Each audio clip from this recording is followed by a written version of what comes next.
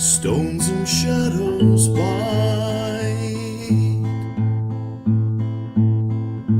willows whisper of darkness deep and wide.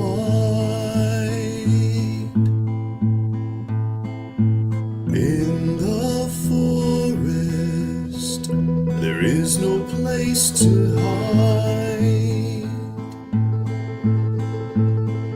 Strange paths, tonight I fear that I will not survive the dying of the light.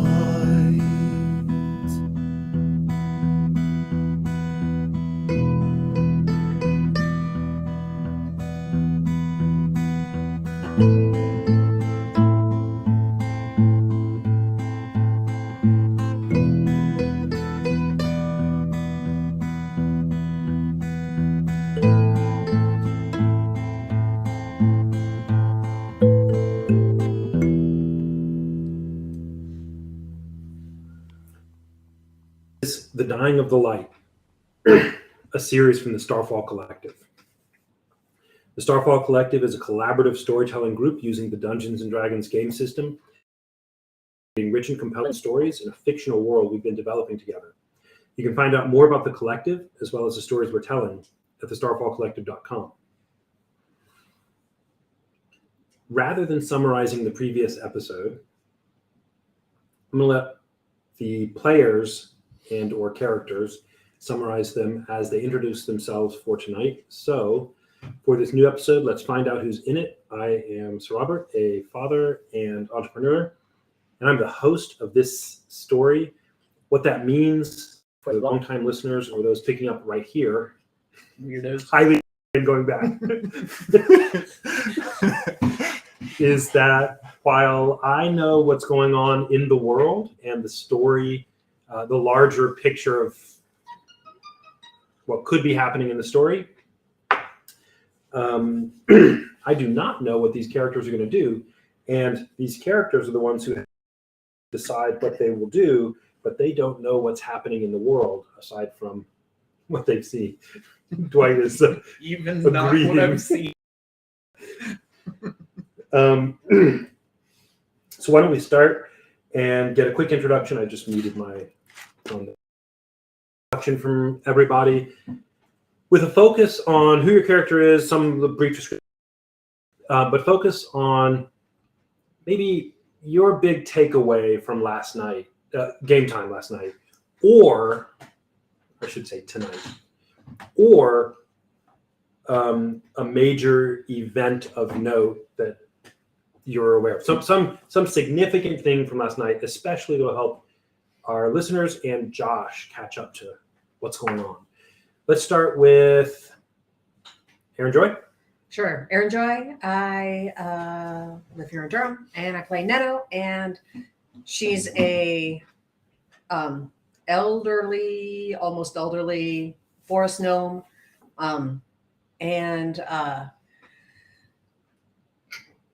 After the heck of a day we had today, Neno was ready for bed, and so she entrusted the care of Zevik. Really, we're kind of wants to grow up to be like, sort of, but also who is incredibly naive and probably can't make it on his own in this part of the world. She entrusted his care to Yoshka. Yoshka and he and a whole bunch of people went out. Apparently, they met Diamondback, and then they came back, but not Diamondback. And I got to deep a little bit with them when they came back, and I learned that Diamondback apparently tried to kill Talon and is being like, he's being weird and like dangerous, and she's really like quite concerned. Not knowing what to do, she has now tried to go to bed. And speaking of people trying to kill Talon? Fair enough. I guess the most notable just being Diamondback is Talib tried to get into Diamondback's tower, and upon failed attempt to defenestrate him multiple times, was escorted out very gently by his cohorts. All right. Good. How about you, Yoshka? Hey, my name's Jared. I am playing Yoshka, who today, got a mouthful of what he's been smelling about Diamondback's true character, true colors, and found out that he is now worshiping the Queen of the Dead, whose ghost tried when we met it. And I'm just gonna, because there's some interesting layers in that. You have significantly more information than you did 2 weeks ago when you last saw these people, because 2 weeks, a couple of weeks, because maybe found out this. You have a name that you can know her by if you wanted to, a new name rather than by Sushen. Yeah. But also, you had a brief discourse with your friend, the dragon. That was probably been the worst. that has. Okay. Yeah. Not going to get into it right now. I know better than. But Josh wasn't there. No, okay. So, or do you want to say something about that? Let's wait. Josh's character, did he go? So I did mention it while we were to a number of people. I remember Toll. I feel like at least Toll and Neno, and maybe Inkatink was there. Neno, Inkatink, and Belvari, I think. Okay. And you. So yeah, you can summarize that. Inkatink would have been there to hear that. So especially for you, Josh, Yoshka, before he came in and followed you guys as we were first going in, Yoshka spoke with the dragon about to save the unicorns, which he said he was, and told the dragon he was intending to leave in the morning without Diamondback since he was not trustworthy. The dragon said that he thought he couldn't, the group of us couldn't face the Iron Bell without the help of Arasanala, whom it took a while for us to find was the name of Diamondback's new object of servitude. And how did you find out what that name? That was the name that the dragon said. And Yoshka asked Diamondback, who is that? And Diamondback misinterpreted. Did you want to say? Said two distinct things in one paragraph. He did. Diamondback did acrobatics in that. Dissembling, if you will. I think Belvari was the one who helped us who helped Yoshka understand. Yeah, it said that the ghost was a lich projecting herself out from under the lake. It wasn't a ghost, actually.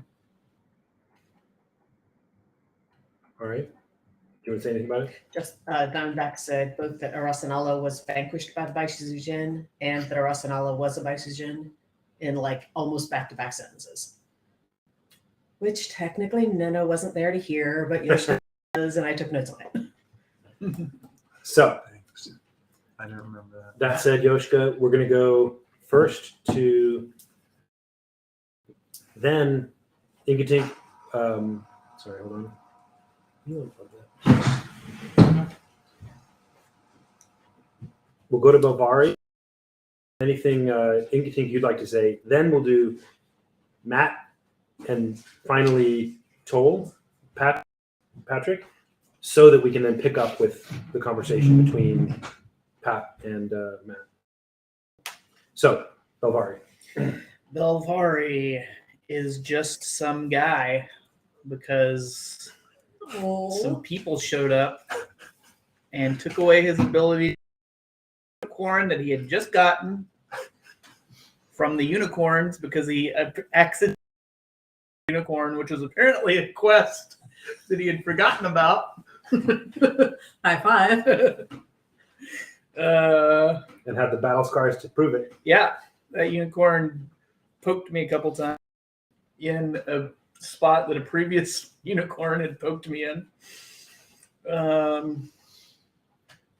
So yeah, some people showed up with a guy that seems to be sketchy, but possibly not as sketchy as Diamondback.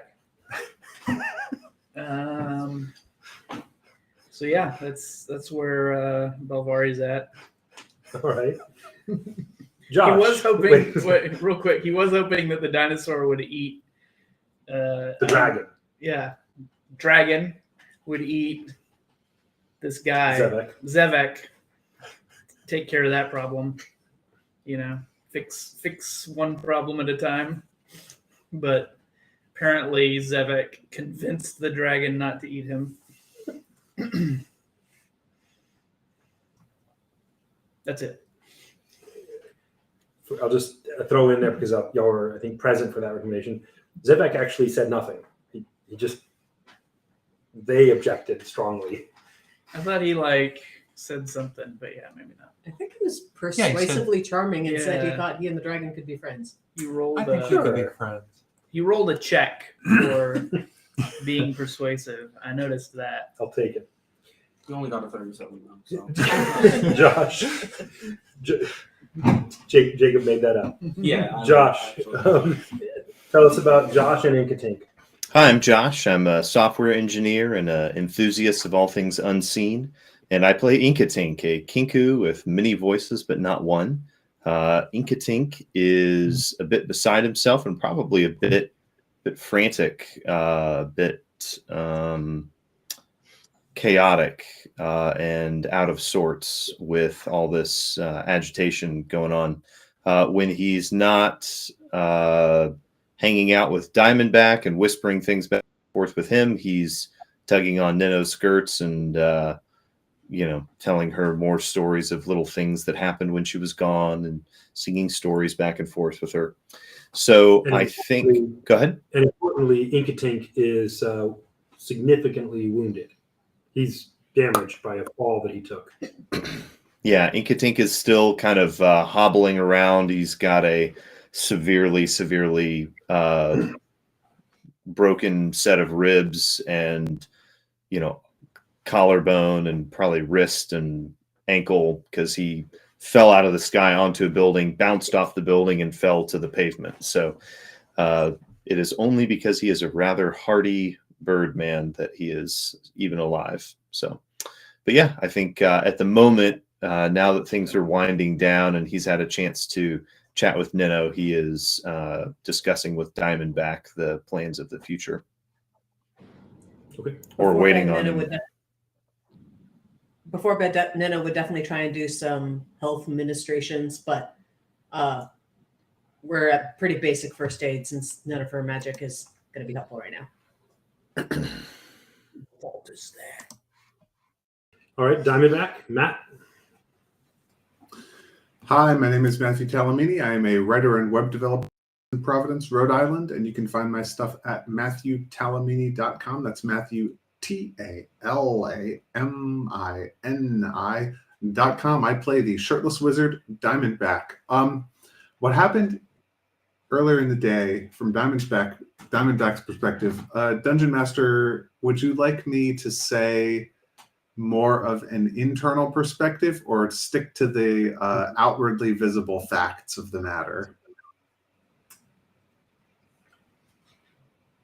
I'm I okay won't. with either. I won't reveal any secrets. I would say, yeah, I'm okay with either. I think Okay.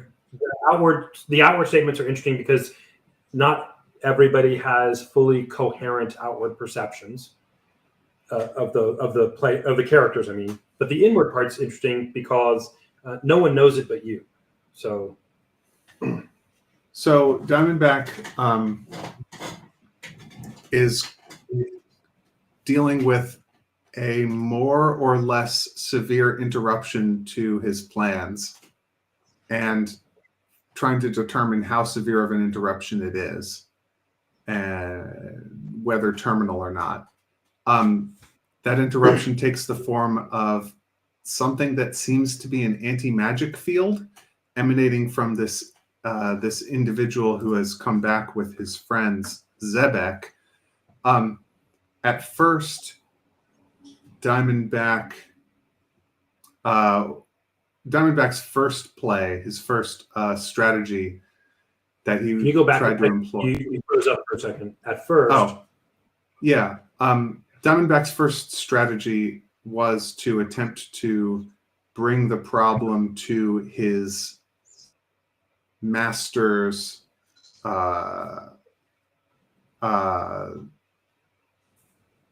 attention and find out what to do. And that involved trying to, he decided that since he was getting questions and not answers from his master, he should go and get Zebek and bring Zebek to his master.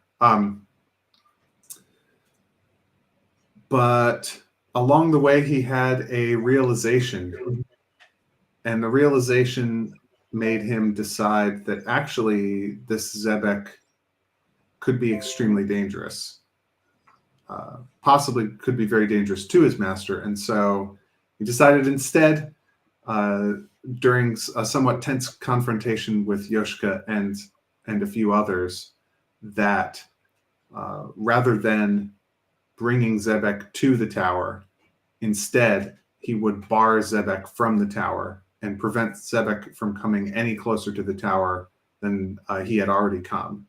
To that end, he dispatched 2 acolytes and set up a rota with the other acolytes so that there would always be 2 of his acolytes guarding Zebek to prevent Zebek from coming close to the tower.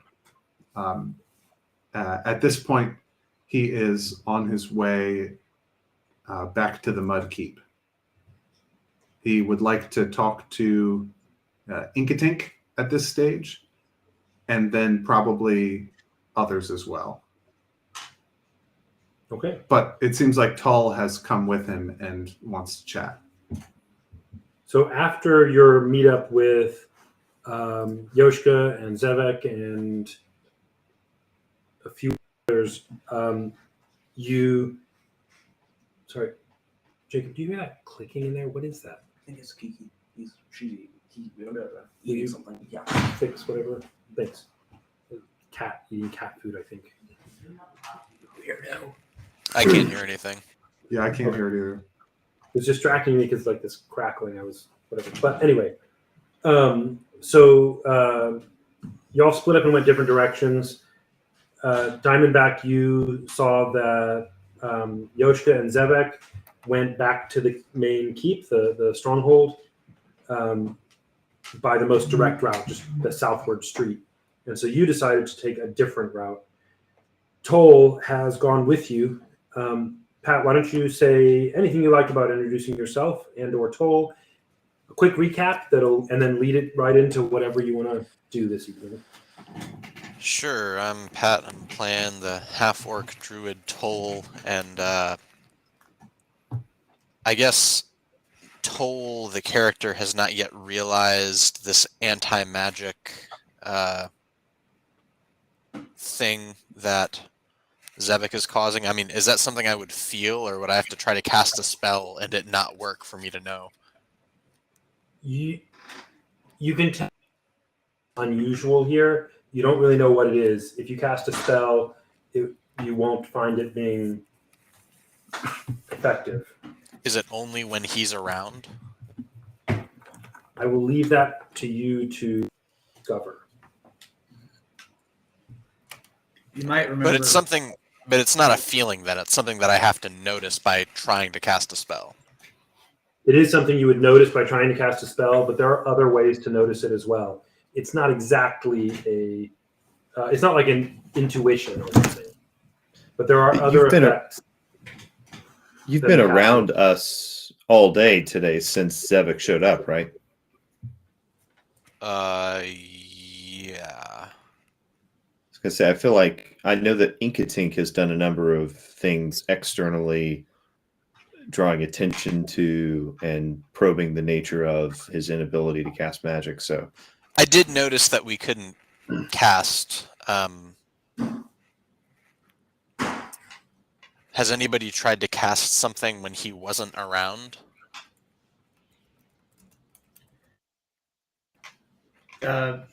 Belvari tried to cast something right after he went to sleep, and it didn't work. Which is not that he was immediately in his presence though, in the same room. Yeah, I was staring at him while he was going to sleep. It seemed, however, unaffected by consciousness. Well, Diamondback's seeming to be upset by that is of interest to Toll. And that's why he's walking with Diamondback right now. He wants to ask him why he's so bothered by that. Okay. Well, why don't we just let Yoshka and Zevek and are walking with Diamondback. You're a couple of minutes away to what goes on. After we've been walking a little bit, first thing I'll do, and I have the wrong character pulled up. But the first thing I'll do is I'll take out my unlimited water flask thing, and I'll say the command that makes the smallest amount just to see if it works. Although I probably should have tried it when I was near him. Can we retcon and say that I try it when I'm near him to see if it works?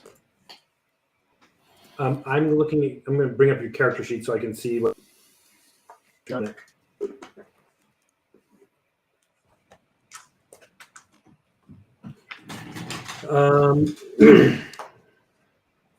Inventory. This is the. Oh, it's not in there. It's not in your inventory right now. But yeah, it was the decanter of endless water. Oh, this stopped flask sloshes when shaken as if it contains water. It weighs 2 pounds. You can use an action to remove the stopper and speak one of 3 command words, whereupon an amount of fresh or salt water, your choice, pours out of the flask. The water stops pouring out at the start of your next turn. Choose from the following options. A stream. If you say the word stream, it produces a gallon. Fountain produces 5 gallons, and geyser produces 30 gallons. And then there's a little bit of language about that. So, okay. So when we're near Zevik, I'll try to produce a stream. I'll try to produce 1 gallon of water from it. Describe that for me. Taking off the stopper. What do you do here? I'll wait until we're like outside because I would feel bad if it worked and I was just dumping water on the floor where he's trying to sleep. And once we're just out. Wait, is this where we're retconning to back where you're standing with Diamondback, Yoshka, Zevek? Yeah, we're outside. You're outside on a city corner. Oh, okay. Yeah, okay. I'll just wait until he's. I don't really care. I'll in front of God and everybody. Why not? I'll unstopper the thing and I'll say stream and just look at it expectantly. And you hold it straight up. What are you doing? Yeah, I'll hold it downward. Spout down. Okay. A few ounces of water that you hear sloshing in it trickle out. Cool. Now, fast forward to me walking with Diamondback. I'm going to do that same thing again. You have walked some distance. It's been 10 minutes or whatever. You pull the stopper off, and as you do so, you notice no meaningful sloshing sound, but you dump it over and say stream, and after a second or two, a drip off the lip, and then one more drip. All right. All right. With this information in mind, now I'll say to Diamondback, it's clear that this Zevik fellow has some effect on our magic, but your hostilities seem to go beyond that. Yes. Care to explain why? I'm afraid not. Sorry. Tull, I appreciate your help defending the city. The trees that you can commune with are extremely powerful warriors, which was a great help. Were my trees de-animated? Sorry, I don't mean to interrupt. You have not checked. And if I were you, I might go and check on them to see. But there are my loyalty is to the Snake Clan first. The group of adventurers or whatever we've been with Yoshka and the others is a secondary importance to me. I can't explain everything. I figured. Well, do you have reason to believe he's dangerous? Yes. If there was a man, but what we're seeing is he's searching for words because this is so such a strange thing. If there was a man where close to him gravity stopped working and everything floated around and you couldn't walk anymore because you were no longer stuck to the ground. If there was a man where wherever he went it stopped raining or the plants stopped growing or wherever you went some aspect of nature just stopped. Doesn't that seem dangerous? It certainly seems odd.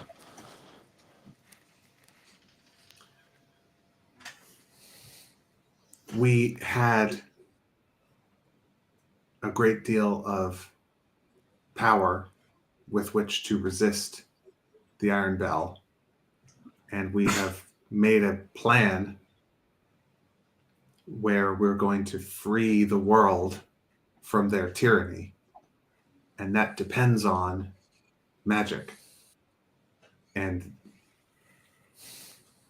there's within some distance or near to this Zebek persona, whatever he may be, magic doesn't seem to function.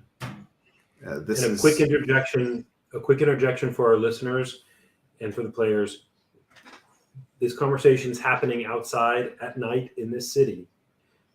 Tomorrow morning is the planned exodus from the city to assault the stronghold of the Iron Bell, the headwaters. They are expecting they're expecting 3 days hence, approximately, the largest force of Iron Bell that has been seen, ever known, to arrive here. And they want to be gone by tomorrow morning to avoid it completely. Okay, I just want you to have that in mind during this conversation. Diamondback continues.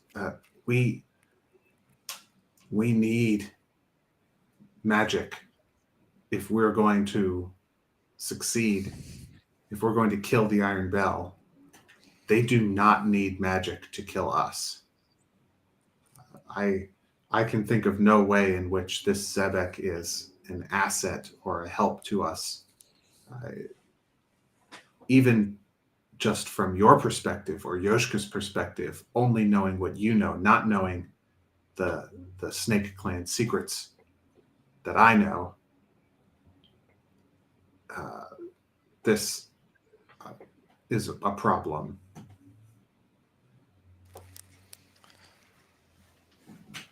Did they explain why they brought him back? Not yet. I didn't think so. Okay. They Yeah, didn't even had a- explain why they didn't want the dragon to eat me. We haven't even had a family meeting yet, aside from that hallway confrontation. But I'm on my way to find Inkatink. All right. And Inkatink is back at the compound.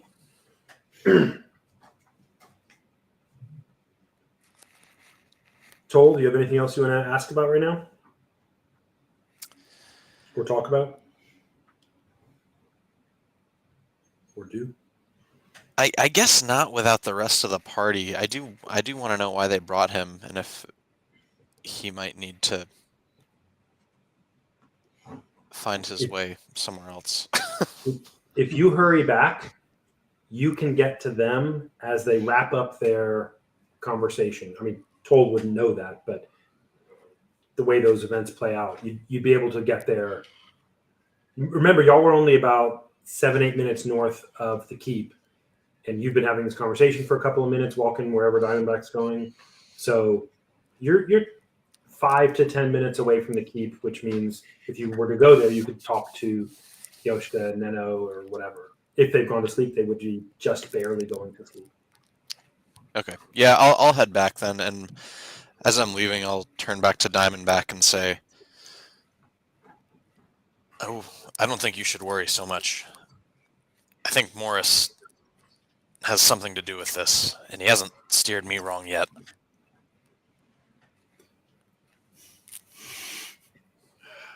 Diamondback's under some stress. He says, Morris is a powerful lunatic who may kill the next one of us that he meets. Well, that's a good thing I already met him. So, Morris has done nothing for Diamondback except disrupt his communications. He says is the all-knowing Diamondback. entirely, from Diamondback's perspective, entirely liability, no upside so far to this guy. He gave Toll an extremely powerful magic staff, Okay, so Toll is fair inclined enough. to... He's been supplying weapons. I thought he was your messenger. Wait, have that conversation in person. So you part company on those slightly biting words. Diamondback, just in a sentence, where are you going? What's next on your plate here? And then I'm going to cut the Toll and follow him. I think last time I saw Inkatink, we weren't at the Mudkeep. We were we parted company, and I went to the tower, and he went in another direction. I think I can find him at the Mudkeep. That's right, and you know sort of the central meeting place. So I go there looking for him. I'm probably going the same way Toll's going. I might encounter the other characters first, but Inkatink is who I'm looking for. Do you have any of your acolytes with you? I think 5 left with you. You sent 2 to stay, 2 to go with Zebek, 5 remain. Did you send them to the tower? Are they coming with you? No, I sent them home to sleep, and help their families get prepared or whatever. Gotcha. Yeah. But except for we have a rotation scheduled where there are 2 of them that, etc. will come back and trade places with the others. Okay. But yeah, they're not with me. So Toll and Diamondback, you go and walk for a bit. You come to the keep, and you're let in as usual because you're, part of the leadership of this town. You come in and you find yourselves. You go to the main part where this compound where the rest of you sleep. You've made your homes here.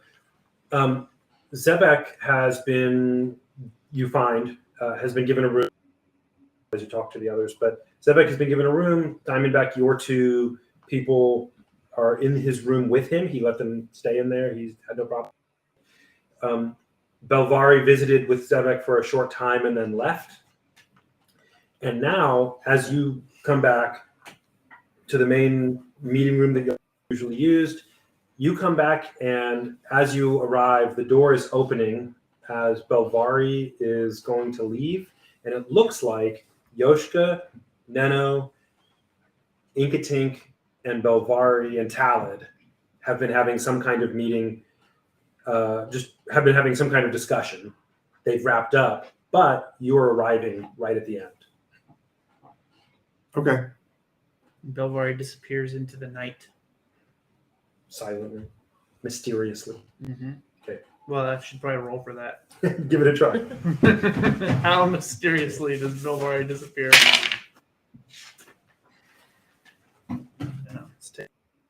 Updating sources. My passive perception is 12. My active sneaking. That's not sneaking, that's abilities. Skills. There we go. My active sneaking is 12. I say.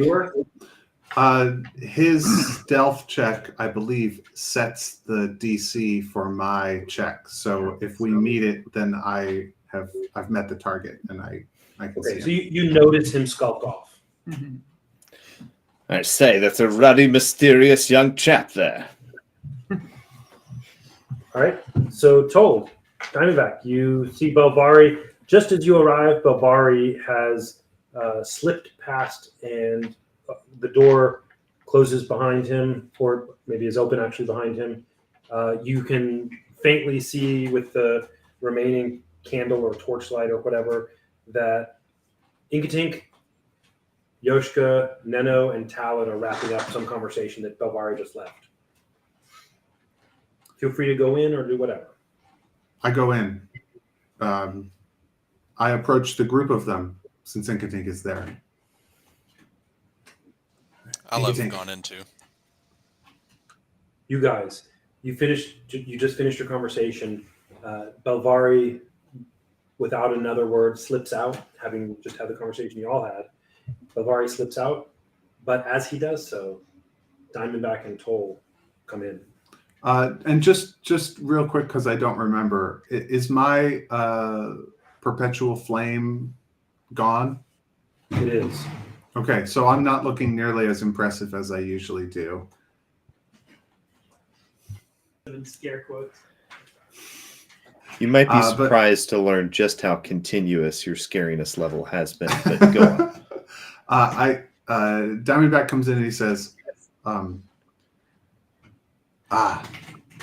Yoshka, how far does the anti-magic effect extend from Zebek?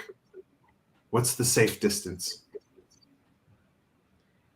Before Yoshka can answer, Neno walks up to Toll, pats him on his knee, and says, kind of under her breath, "How you doing, kiddo? Good to see you." Not really expecting an answer, just. Toll I don't will know, give I a was hoping- nod and an assuring smile. I was hoping you could help us figure that out. We've just been putting it together, and he himself, Zevik himself, doesn't understand it. But you know, I don't think we'll have a better element of surprise than him. Even if it disrupts our magic, surely the Iron Bell has more magic.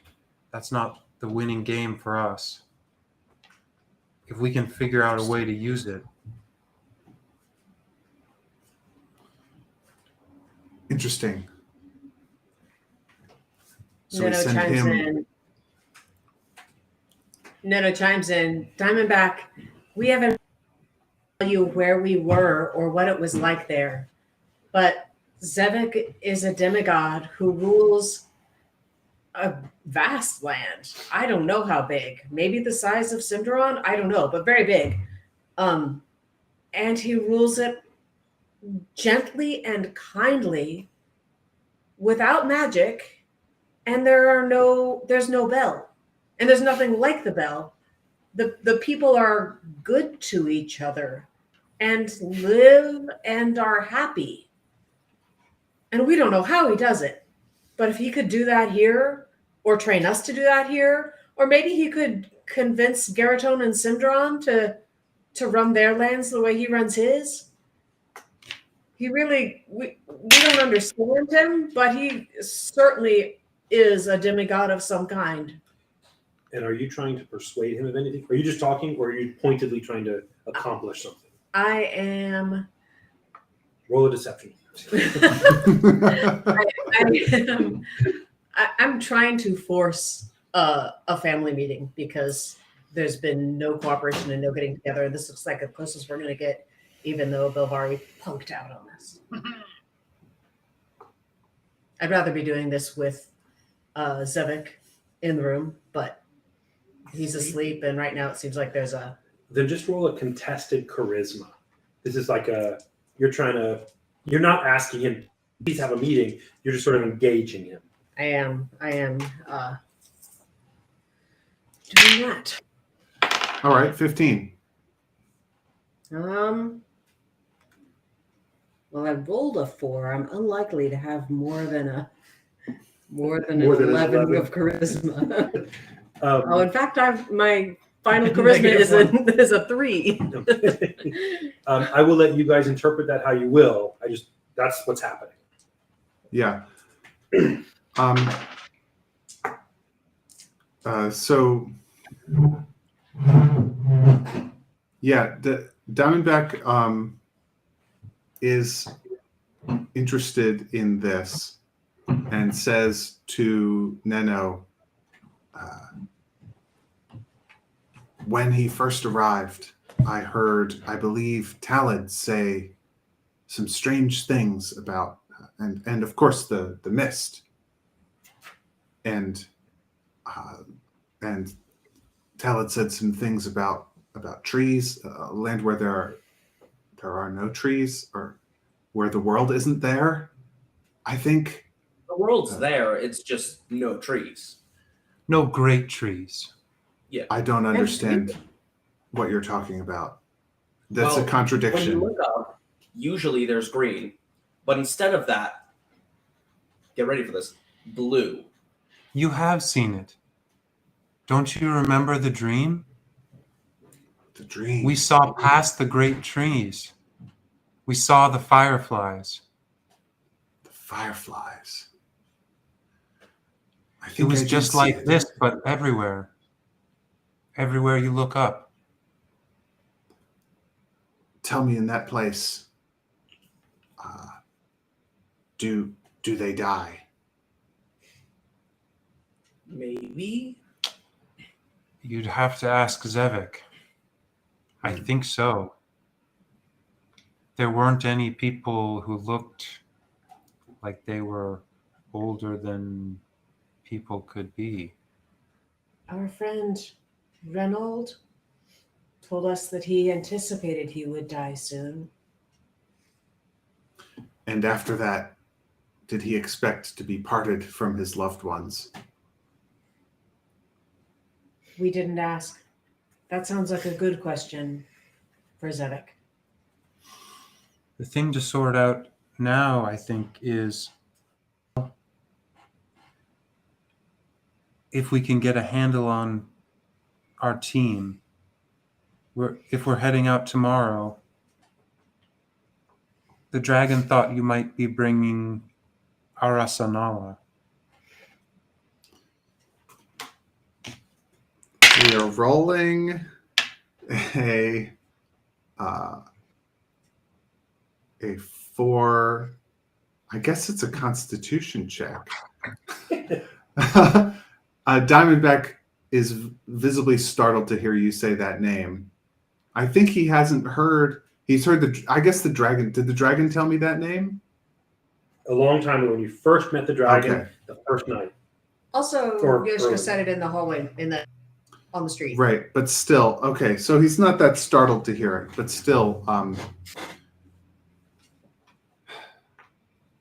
my intention is for the dragon and my powerful friend to come with us, and that we will destroy the stronghold of the Iron Bell forever.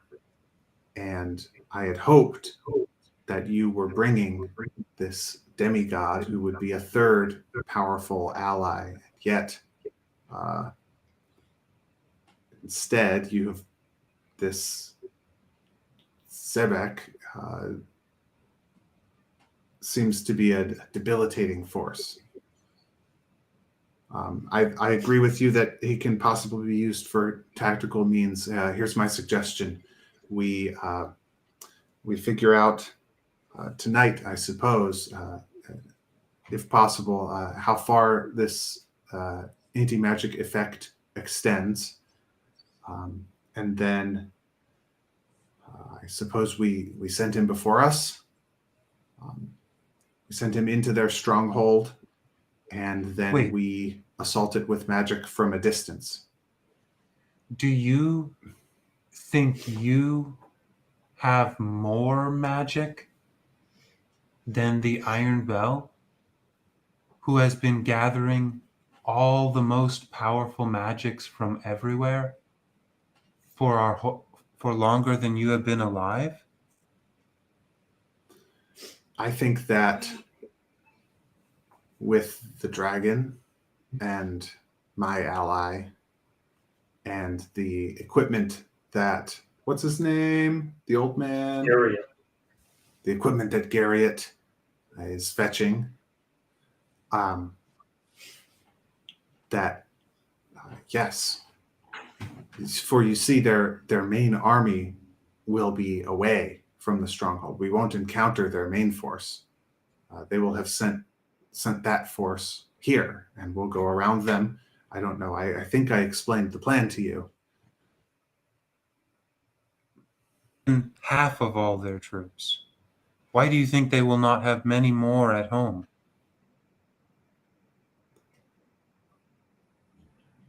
You're right. We should scout first. But in any case, we cannot remain here. The dragon will go well with Zevek, won't he? How can he? He is big. But dragons depend very much on magic for their... Maybe I should make a nature check for this, but dragons have spells. Do I know dragons have spells? Let's find out. Yeah. Is it nature, or should I do arcana?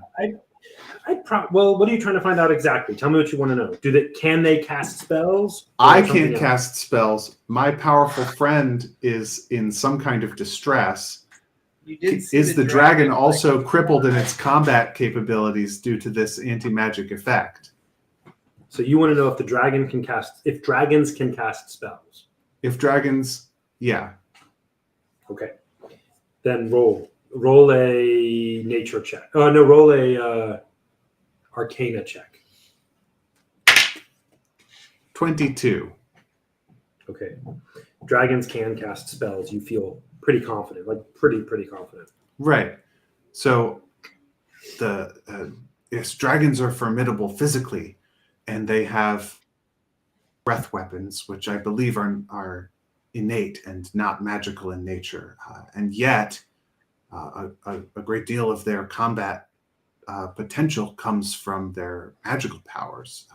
I can't imagine that the dragon would be at full combat readiness anywhere near Zebek. But if the dragon is one, they will have, why should we not think they don't have thousands of people in their city who can cast even basic magic? Thousands of firebolts? That is much stronger than the magic of one, isn't it? Yes, I believe we had something like 50, 100 casting firebolts during the last assault. It was not 1,000.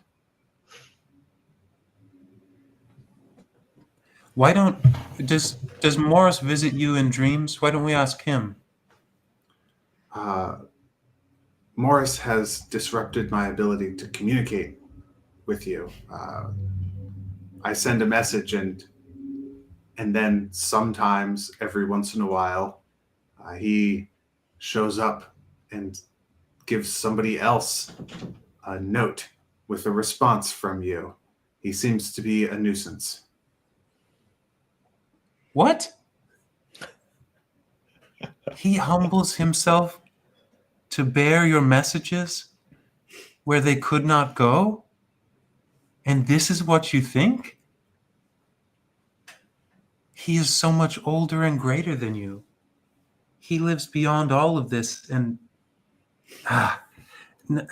his father, though, we met his father, and he did something for us. Magic can survive around Zevik because her pants work and my handkerchief still works. But he had to do something. Maybe So good. Morris. Sorry. It is a good single line. Yoshika, are you saying that if we can render all of our combat magic cloth-based and to bring it to this Morris's father, that we could perhaps retain our full combat ability No, Yes. Don't- despite the presence of Zebek? Talon says only hear I'm that just first saying sentence. we need to maybe learn how to work with Zevik. The gifts that Morris gave us, Morris's father, Owen, he worked to, he did something. He shined his light on us, and their magic can work with Morris. They didn't work when we came into his land, but then Owen did something. But if we are even to work with you at all, we deserve a good account from you of how you have become friends with the enemy who tried to kill us, and what makes you think she will not try to kill us on the way.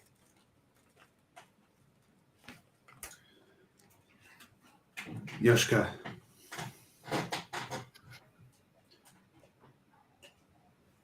sometimes in the Snake Clan, we children would make, we didn't want to lose the art of making paper, despite the fact that lore is forbidden. Have your people, do the travelers have paper? Pressed wood pulp? I don't remember. We didn't write. Yes, of course. But you But can. It was your like- maps. He gave you map things. You have a few sheets of paper from Yes. Zevek. Oh, yeah. So I know what it is now. Then I would say, no, we didn't have it yet.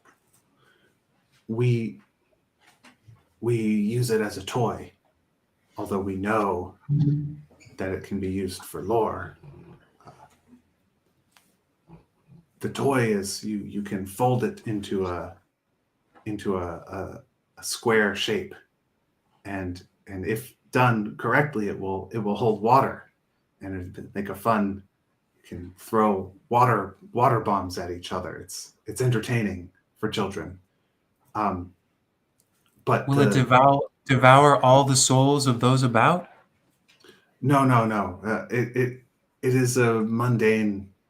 It is Oh, not yes, it's just- magical in nature. It's merely mundane.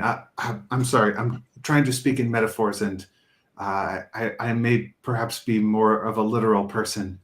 But what I'm saying is the paper is a thin wood pulp membrane, and it's holding water, and the water soaks through, and eventually it soaks through all the way, and the water bomb it falls apart, and the water comes out and falls everywhere. It's not an effective metaphor if you don't know what these things are. But What's a membrane? Talon says inquisitively. Yoshka, I am a thin membrane separating all of you from very great danger. If you would have an explanation, I will. He takes a deep breath and he takes one step closer to Yoshka and he looks him in the eye and he says, I will risk my life to get you an explanation, but you will be risking your life much more than I risk mine. Diamondback, do you need our help? We've saved you from things before. That fourth.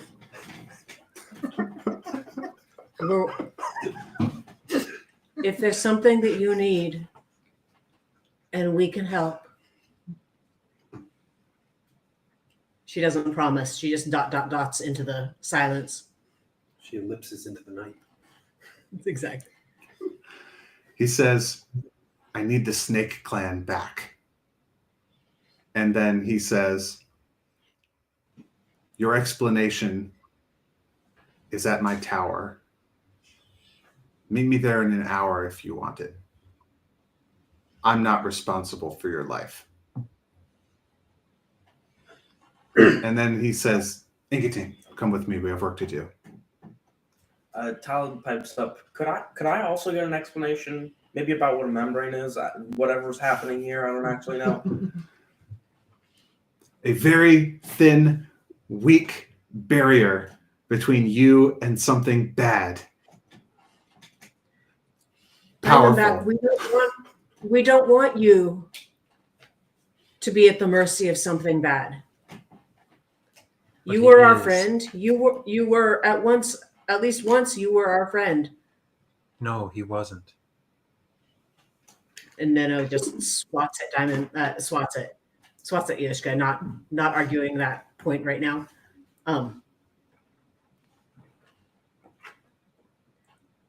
If Yeah. the one you serve is a threat to you, how can we help? This is not rhetorical. I am asking a genuine question. How can we help?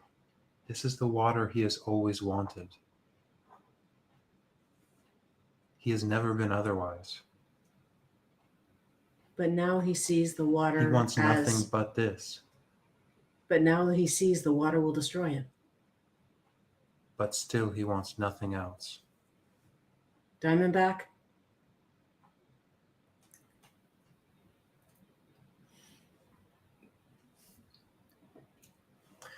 Okay, well, I will see you tomorrow and we can go. Wait a sec. Does Diamondback not reply to Neno? Diamondback will say to Neno, will you bring back the Snake Clan?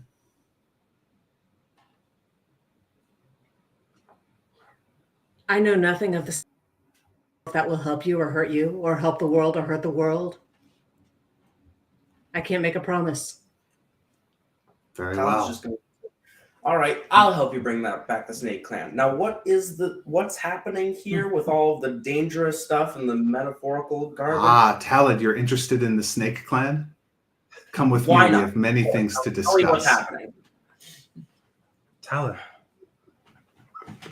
They are the Orvin.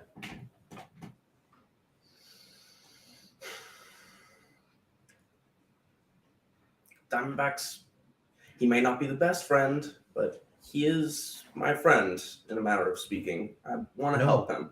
He never has been your friend. He has always hid behind all of us. Well, maybe he can be my friend. He did try to kill you today. Sorry, is Inkatink? That is inconclusive, and now he's. So I think. Sorry, go ahead. When Inkatink Administration hears Yoshka, when Inkatink hears Yoshka say he has never been our friend, I think Inkatink gets really upset and he squares up to Yoshka and he quotes Yoshka exactly verbatim. You hear Yoshka's voice say, "I do not care about the city." And he quotes all these little things that he had heard Yoshka say word for word that show that it's not a priority for him. And Inkatink says, Diamondback always been our. You left. We stayed. They're alive because of Diamondback. Because of Diamondback's acolytes. There are, and he holds up his fingers, like what, 12? Was it 12 people who they cast Spare the Dying on? Yeah. 12 people. 12 people dying, but 12 people are alive because of Diamondback and his acolytes. Not you. Not you. You left.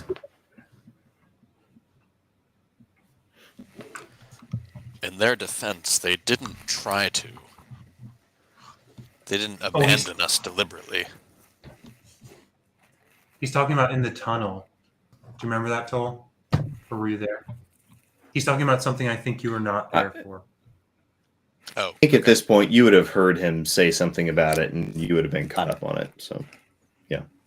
I don't know if I thought I'm you were caught just up on talking it. about- Yeah, I thought you were just talking about them wandering into the cave Yeah, I mean, and somehow ending up in a different realm. Maybe Toll misunderstands, and Inkatink turns to him and says, "He left before. He left again. He wanted to. He didn't want to. He leaves. He wasn't here. We saved them. We saved the city for us." And he looks over at Neno and he says, "For us." And then he looks up at Yoshka and with venom in his eyes says, "For us. If you don't care about us, you can leave."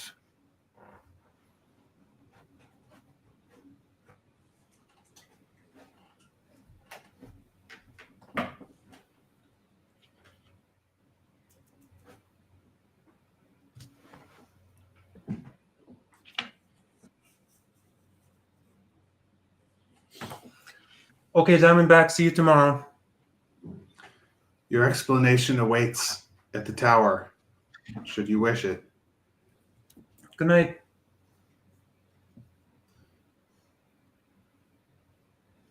I will be leading these people. So did you say leaving or leading? Leading. Tomorrow morning. Yoshka, just to be clear with what you're saying, Jared, just to be clear with what Yoshka was saying, he was saying in an hour, which would be maybe midnight, but you're referring to in the morning. Yeah. Okay, just making sure there's no confusion. Yeah, not like after midnight. You're not going to go meet. Okay, great. Okay. Anybody else want to say anything here right now, or is the group going to split up for the night? So, wait, Diamondback and Inkatink are leaving, right? Diamondback, you're leaving? We're on our way out. You think you're leaving with Diamondback? Yeah, I guess so. First, Yoshka kind of breaks eye contact and turns and leaves and goes to bed. I think Inkatink kind of gives Nino a hug goodnight and then goes and follows Diamondback out.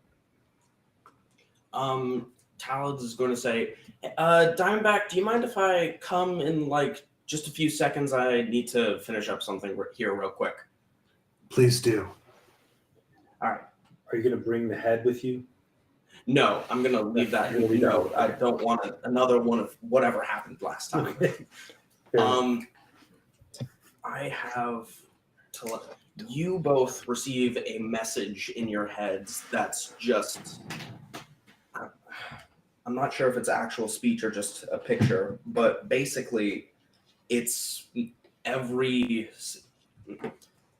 system of corruption must have a fire, and you can tell it's from me, like looking at both of you, sort of tapping my head knowingly, and then I'll run off and catch up with Diamondback.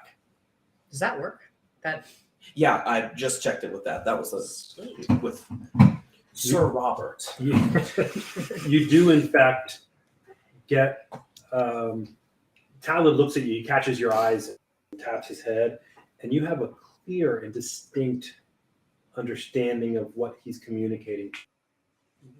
It's really clear. It forms as almost an image or something in your mind that he's surprised of conveying something with just a glance and a gesture. You really understood what he meant. I forgot that ability just like for a long time. Not that I have it now.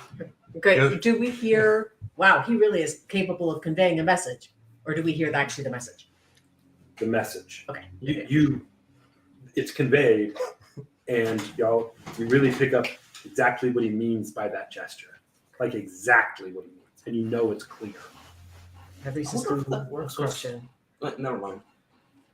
Every Are system you of saying it corruption came must across have a as purifier. body language, or like does it like the message spell? No, not like the message spell. Okay. It's What does that can- feel like to you? Morris just walks out of the mist and says a poem. Yeah, talking to some animals while he's doing it. It's not how it's supposed to work.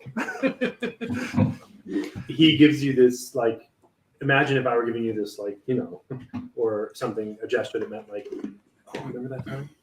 And it called it to Okay. mind, except Talad does this, and the clarity with which you receive it, it's an idea forms in your own mind that is crystal clear, as though you thought it yourself, but you get that Talad communicated that to you with that clarity, with his like gesture and tap on his head.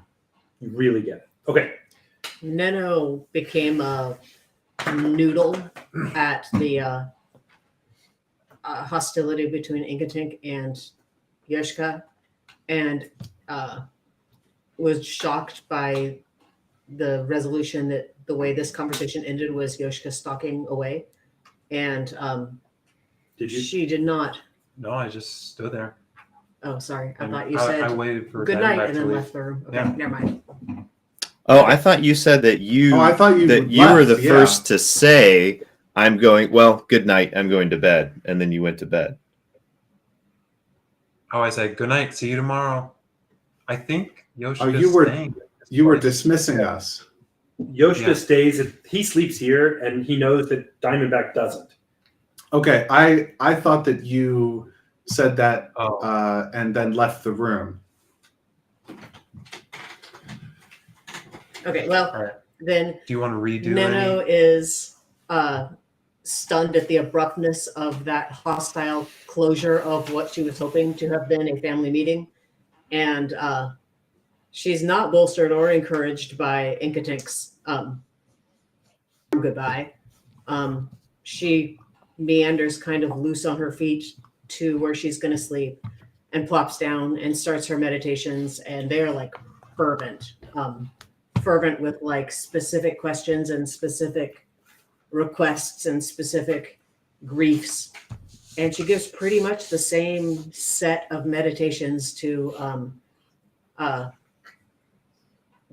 god of the underground and to Morris and to toward, I can't really say to, Open. but toward Open. The end. Okay. So Diamondback and Inkatink, you head out after the Sure. hug, and then Neno does her And nightly does devotions. Talad Do you join them? come with us? Talad's going to go with Yeah. you. Toll, what are you doing as this party sort of disperses for the night? Maybe. I guess I'll retire. Okay. Or I And mean, you live in this compound, Toll, so you just have a room, right nearby in this little house.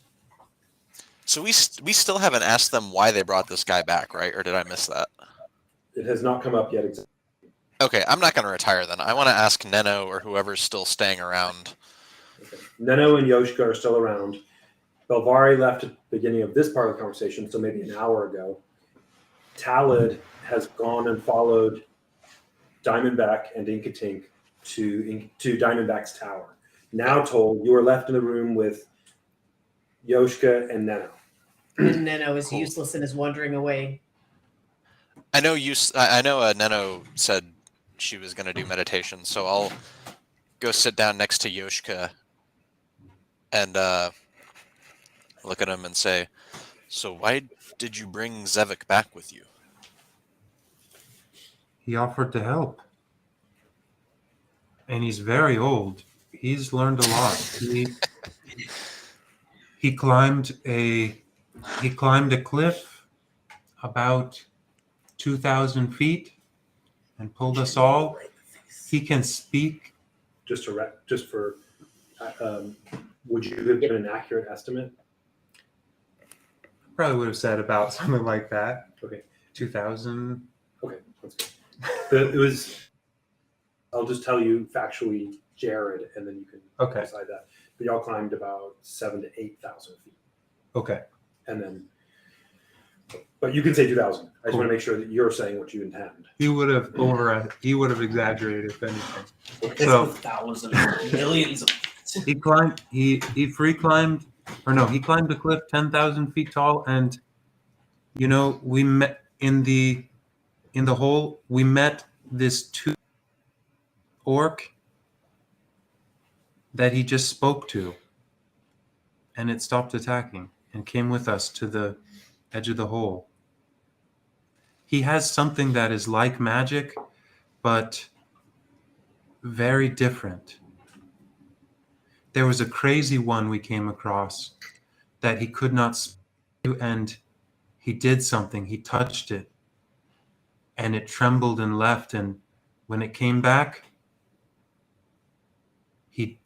he killed it before it even got to us, before it even touched us. He said he had tied their lives together and then cut the cord. And he is a good man. I believe it if you say it. The question is it worth having him as a boon when he prevents us from using magic? I just can't imagine us already having more magic than the Iron Bell has in the headwaters. They have been farming all of our magics for so long. They take as many soldiers as they want. So you think we have a better chance with Zevik than without? Yeah. Then I will support you. But really, what do I know? What do any of us know? None of us have been there. None of us know what we're facing. We must walk blindly into the future. But do you remember what Morris said? Did he say this to you? There is life in the death if you can make the harder choice. Did he say that to me, Sir Robert? He did. He did? Okay. Yes, he did say that. Surely, we have met his father now. They are the oldest ones I know and the greatest ones I know. Be outside of all the other places. Does So Zevik know Morris? I will lean on that. Zevik knows him. It was at Zevik's house that we met Oben. Oben is Morris's father. Yes. Well, that's all the endorsement I need. I trust Morris. as cryptic as he sometimes likes to be.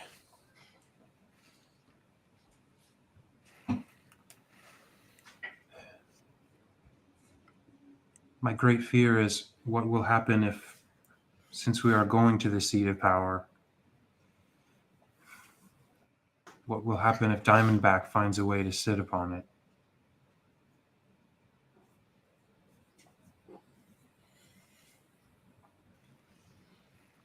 Are you concerned that he may try to take the power for himself? I have no doubt that he would make a deal with Garatone, or replace Garatone, or receive a gift from Garatone that consumes him, the only love he has ever had, and makes him just like Garatone. I certainly believe he is at risk of being corrupted.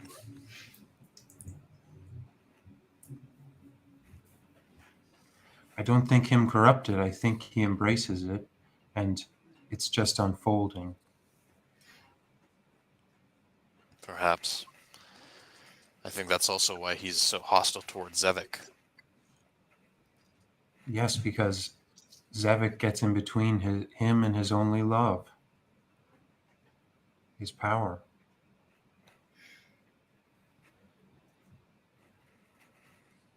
Well, do you propose we do anything about that? Or should we cross that bridge when we come to it? I don't see how. Well, he's not worse than the Iron Bell right now. And the dragon said he has no hope to face the Iron Bell without, what is her name? Anasamari?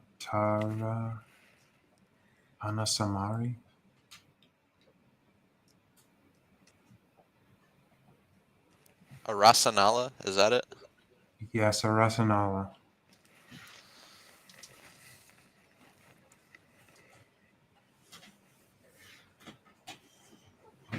Yes, maybe.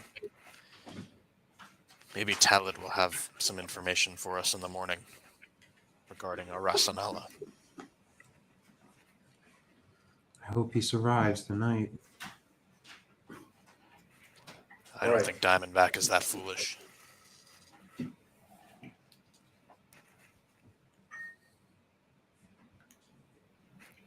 Well, you heard the offer that he extended me.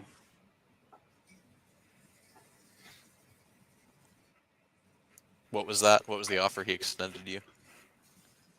I told him that he could have his. He demanded an explanation, and I told him that he could have an explanation, but that I would be risking my life for it, but that he would be risking his life more than I would be.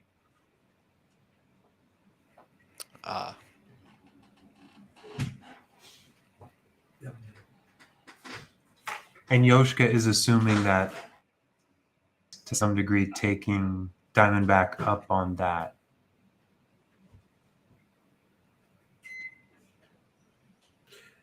All right. Why don't we stop here for a quick break? And we'll be back at 9. Does that sound good?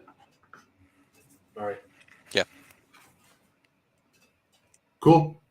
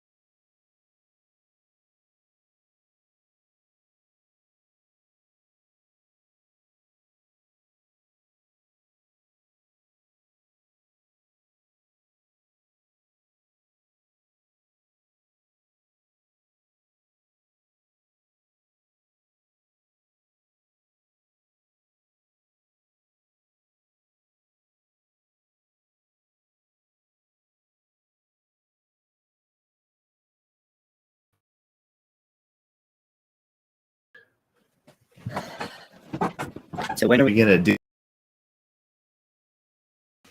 practice tracks or some jam sessions to come up with for next season? I definitely yeah? need rap and bass. Yeah. I'm gonna need some bass licks from you. What's it about? What's your vision? So What's I'm it here, about? by but the what- way. So if oh, you it's don't all want to good. spoil anything, No, I'm thinking about how to It's all talk about it good. without spoiling stuff for you guys. I'm thinking What's the psychedelic attitude? prog What's rock the mood? funk jazz odyssey. Yeah, psychedelic prog rock funk jazz odyssey. That's what I'm looking for. just play La Villa Strangiato by Rush as the intro. For I don't for know an- if Rush will be up an for that, intro but I could tune, for a a theme 30-second intro tune, tune. a I've got psychedelic rock, jazz, prog rock odyssey. That's 30 I'd like to seconds. dedicate about 5 seconds to each of those genres in succession, with a opener and a closer. in 1 minute long. Listen, I just want to hit record, let everybody feel their instruments, and just kind of see what happens. Got to be in person to do that. Oh, that's not how I roll, Josh. I plan everything out. It's all composed. Have you ever heard of the album The Color of Spring by Talk, I think is the group that made it? No. Maybe not. It's like this jazz meets new wave album. Okay. When I was a Talk is the band that did It's Jay- My Life. I did listen to the album that Stevie Wonder made about plants, and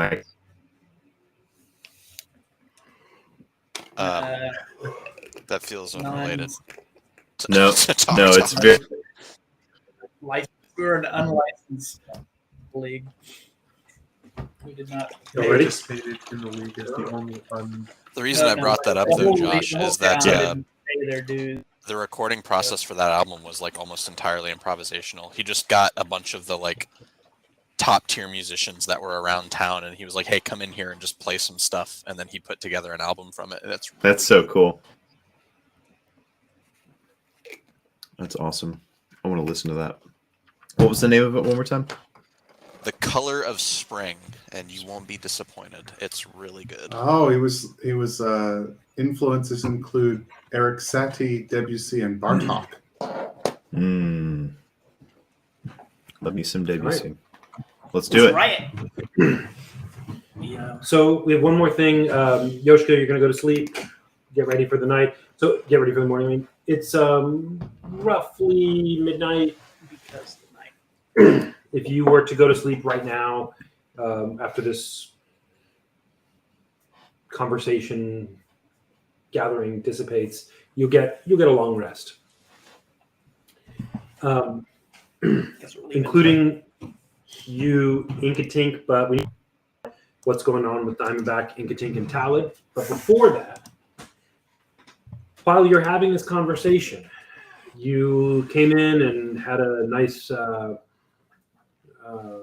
strenuous reunion with your friends here or whatever. Belvari slipped out, and He went and found Garriott because I think Garriott wanted to talk to me about something. no, you were going to go find Garriott when. I don't remember that. Okay, maybe I'm wrong, or that could have been a different time. So we'll skip that. We went and like scouted. That's right. You went and got the stuff from Miradel. Okay, Basket City. so you slipped out, and head out along the path, the proposed path towards the Iron Bell. the gatekeeper you have at the big main entrance to the city. And of course, you guys have full discretion. He lets you out, notes that you're leaving, closes the door, latches it behind you. Now, you would be able to get back in, just to tell you. It's not like super hard. There's a 6-foot trench, 6 foot deep, 6 foot wide trench all the way around the top surface. But a 6 foot leap is makeable. Yeah. So even if you, for some reason, couldn't get back in, or if you wanted to sneak back in, there's a way. Gotcha. There is a watch of the townspeople. There has been, who are atop those little circular towers built into the wall. So you're aware of all that. I'm not telling you what you should or shouldn't do. I'm just Do I laying see out what the any options are. trees walking around like they're people? do you want to go look for trees, or are you just asking me if you happen to see If it? I happen to see any. It's midnight. You can't see very far. You don't happen to notice any. It's dark. Gotcha. I would, if there were convenient location that I recently saw trees hanging out along my path, would take a slight detour to see. Are you walking with a torch, or are you just feeling your way in the absolute pitch black? I am, as my usual, just feeling my way in the absolute pitch black. So no, you don't see anything because Gotcha. it's pitch black. Okay. So then I will walk along this proposed path. Roll me a survival check. I am good at that. That's just to determine your direction well. Gotcha. How's a 18? That'll work. I go along, and every, I don't know, 1,000 steps. Give me a second. Let me get some scale on that. That's fine. How about 500 steps? 3,000 feet is 1,000 steps. Say. Okay, so every 500 steps. I'd rather only count to 500. 1,500 feet. Yeah. Is that about right? Yeah. I try to turn into a unicorn. Are you counting these steps, or is it just approximate yourself? Yeah, It's been a little while. Yeah. The second time you try it, you shift and pulse and flex, and a horn emerges, and you stand glowing in the darkness. Nice. I guess then I will start heading back slowly, Okay. How slowly? like gingerly. I want to, kind of find if I turn back. You are in the darkness, and Yeah. However, you are emitting a faint light because I'm so I can say see faint. better. I mean, not like it's just a little bit. It's not. You're not like a torch lit up, right? Exactly. It was bright enough to go through the absolute darkness of the pit. Okay, yeah, that's true. But also, there's a lot of mist around you. It's swirling really black. Gotcha. So in So- addition to the darkness, there's also mist. It illuminates some around you. Gotcha. Remind me the details of what I told you about turning into a unicorn. If you It remember, was you could do it how this- often, and it lasts for how long. it was basically the same as wild shape, but an additional, like Right. a third. No, yeah, Yeah, it's It's its your- own thing. and you don't need a piece of unicorn, Right. or whatever. Okay. Okay. And I'm just gonna refresh my own memory on this, just from the rules. Like I don't keep.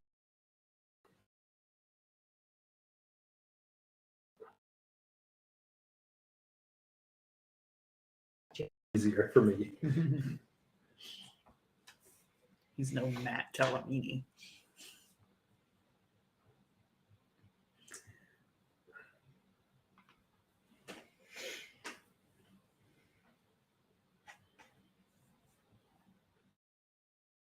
At here. That's what I need.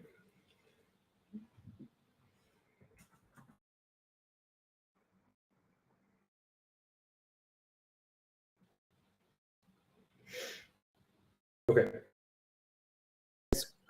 Starting at second level, you can use your action to magically assume the shape of beasts you've seen before, or in our case, that you have a thing of. You can use this feature twice. You regain expended uses when you finish a short or long rest. Excuse me. And I had done it once between long rests on this one. I think. Oh yeah, the unicorn. Yeah. For example, you stay in a B shape for a number of hours equal to half your druid level, rounded down. You're level 6. Yep. So 3 hours. Okay. That's all I wanted to know. I just needed to know what was happening with that. Gotcha. Okay. So yeah, you begin to walk back. You can see a bit. Mhm. It is you're illuminating, but it's also suppressed by the mist, the dark mist here. You walk back for a while, and the light seems to fade, and you roll me a perception check because you're investigating this. Roll me a perception check with advantage. Nice. Plus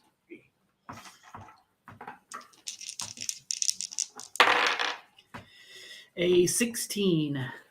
you don't quite notice it happen. You're not exactly sure, but you realize at some point that you are a man walking in the darkness. Gotcha. I will then light a torch and look. Do I notice mist? You light a torch. No, you see normally with the torch. What about where I came from? You don't. You mean you just turn around and look where you came? Yeah. You just look behind you. Gotcha. You see normally with a torch. So there's not mist here. You don't see any mist right now. Gotcha. I guess I will turn around and walk back the way I came for a little while with the torch. Walk back the way you came. Sorry, just to make sure I get the Back direction out, right. away from Back the city. away from the city. Yeah. Okay. You do so, and as you walk, you're still, I'm looking for mist, basically. and you find it. You've gone not very far, some number of feet away. The mist. There is, like the hole, a wall of mist. Gotcha. Very, very black. Okay. I will then turn right and follow the wall. And so you do. On the sorry, and you are in the mist or you're out of the mist? Out of the mist. Okay. And so you turn to your right and walk along it. Gotcha. I think now eventually I will hit the sort of road-like thing that extends out from the bottom of the city. Yeah, there wasn't much of a road. That is to say, it had long since been overgrown. Yeah. And so it comes out a teeny tiny bit. But, sorry, I should have read something here.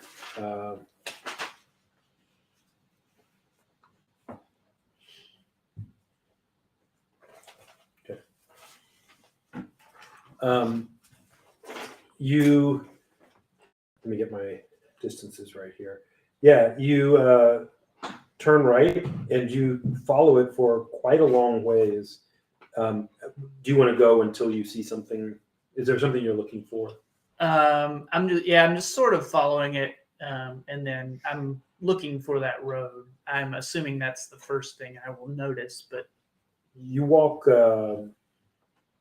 quite a distance and further than you feel like you had already walked. Don't hit the road. The road is very short in front of you because it was covered by a hill and overgrown forest. Okay. Well, then, using my sort of internal template, I head back towards the gate of the city. Roll me a survival check Um, to get the right direction. Yeah. Again, I am good at survival. It's the one thing I'm good at. Improvise, adapt, overcome. How's a 24 hit you? Yeah, you make almost a little more than a right angle turn, and you go straight towards the city. It takes you another maybe 10 minutes of walking, and you basically quickly able to orient yourself to the gate. You see it in front of you. Okay. You made a really good guess about which direction. Nice. I will. I'll head back to the keep, probably to go to sleep, but pending further things that struck me as with the last of my torch, I'll go over to a spot in the city and like look for trees where they've gathered the ones that came inside. You know that next to Timu, which is one of the towns that rescued, it's right near the gate, a big kind of courtyard where some of the trees had moved in to live. Yeah. And you do see them there, being there at night, motionless. But they Motions. Well, I mean, I will, who knows when trees sleep or Right, anything. right. I'll go up and holding the torch away from them so as not to set them on fire. Consider it. Sort of do what one would do to a tree to see if it was still moving. Like you say something to it, or Yeah, maybe talk, maybe knock on wood. and you hear, "Can I help you, manling?" Oh, I'm glad to see that you're alive. Good. just doing my, weekly tree check. Thank you. I am glad we are both alive. How's the tree community? Y'all doing well? Did y'all notice anything this evening? I noticed many things. Anything out of the ordinary besides me doing my brand new weekly tree check? That was the main thing. Okay, I was thinking so. I was assuming. Okay, well, see you in the morning. Good night. For the first time, Dwight was the talkative one in the conversation. Ever. Oh, So you go back to your We played wherever D&D you for are. All right. So yeah, you go back to sleep. Now we got to go. The night has not yet ended. Diamondback, Inkatink, and Talon. It takes you. It's 25 minutes to get to your tower. Maybe 30 from here. From the keep, you're kind of opposite sides of the city there. But you go up the main thoroughfare by the fountain. What's up? I say to Talad, who is with us, young man, I harbor you no ill will, but you must not trespass in the tower. It is not only your life that you risk. I mean, am I not allowed inside? I thought Yes. that's where we were going. I'm not allowed inside. You are not allowed inside without my permission. As with most people's houses, you are not allowed inside without my permission. I bear you no specific ill will, but I did try to push you out the window because you were breaking into my house. I hope we can get past that, but you should never do it again. No, you see, that makes sense. More sense than you trying to brutally murder me. I mean, despite being a necromancer. Again, no ill will. Just by the way, does the whatever process to become one of your acolyte peoples involve like ritual sacrifice or something? Because Not actually. Diamondback stammers decisively. No. Diamondback knows this. Diamondback knows this instantly, but actually, Matthew, don't quite know the details of this. There was the dungeon master. I don't think that it is involved specifically in the induction of any acolytes. Okay. And yeah. so there's no murder.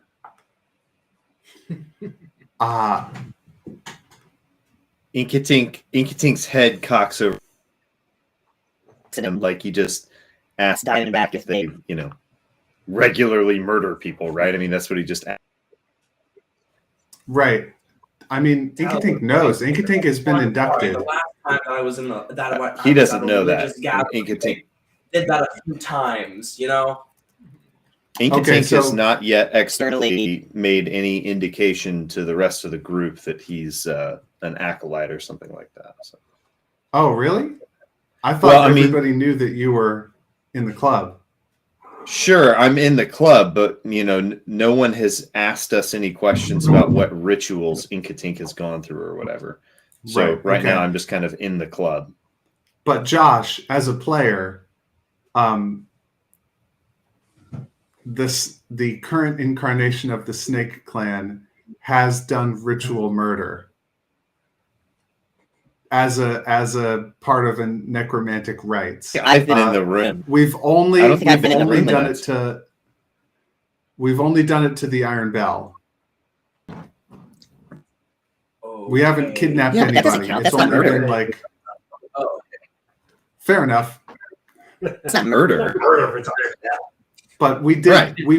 We do have one of our little quest bubbles is, get human life to spill the blood of for our dark mistress. That's a thing. So I'd Shopping list probably is say between to you and me. Talid. I'd probably say to Talid. Actually, you know what? I'm going to see how wise and insightful Diamondback is in this moment. I'm going to roll an insight check for him. What? against Talon? No, not against. So, Robert, what do you think the DC should be for realizing that somebody is probably traumatized by something? In this case, I would say for where it seems to me Diamondback is and how self-absorbed he is and the glory of the Snake Clan, I would say it's relatively high. I'd put it like if I were doing this for y'all, I'd put it at like a 17, 18. Okay. DC 17 insight check to realize that Talid is severely traumatized by ritual murder. I was there when it happened, so I should know. Yeah. And Talid has been playing cool. Right, Really Talid has been playing it pretty cool. So here we go. That is 9 plus 5 is only 14. So Diamondback says, Talid, the Snake Clan is a very exciting opportunity for a young person. We have a process that we go through. Since you've been with us for a while, I'd be very happy to begin the educational process. But the key thing to know is that death, death as we experience in this world, is fundamentally optional. It's not. Doesn't have to be part of the way that we build our lives and governments and societies. You got to change your whole thinking around when it comes to things like death. All right. So, but I won't have. Okay, so Talon's sort of like he's understood that what you've said is supposed to be like super psychedelic. Whoa! But also he doesn't know what to think about how psychedelic or what kind of psychedelic that is. I mean, he knows about mushrooms, but other than that, I don't think. So as y'all have had this conversation, you arrive at the tower. Yeah. And you invite him up for coffee? No. I guess what I do is probably the lower level is full of maybe like some paintings and things that explain stuff about necromancy in a really like positive, upbeat kind of way that is attractive to the youth. And so rehabilitation center. This center is a rehabilitation center for the mortally challenged. Yes. That kind of thing. When we get to that first level, I want to like Kim Jong Il's art. I want to like listen down below. What do I hear from the basement? Just normal sort of shuffling So skeletal sounds. okay, can we fudge things a little bit and say that it's about the time that I would normally cast my spell to reassert control over my skeletons? Sure, if you want that to be early in the morning, 2 a.m. So I think that it's been earlier than that. It's been like, 9 p.m. or 10 p.m. So I think it would have worn off by now because I was doing other stuff at the nighttime. Okay, then you hear less clattering than you would if there were a bunch of skeletons in there. Okay, yeah. I go, well, that's one experiment I won't be able to do. Okay. So many things to do. So many things to do. Okay. I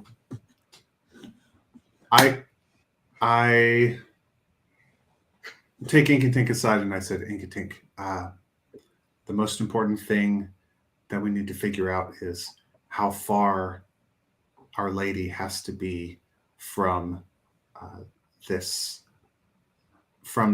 Zebek before she starts feeling uncomfortable. I don't know if you were there, but she does not like being near to Zebek.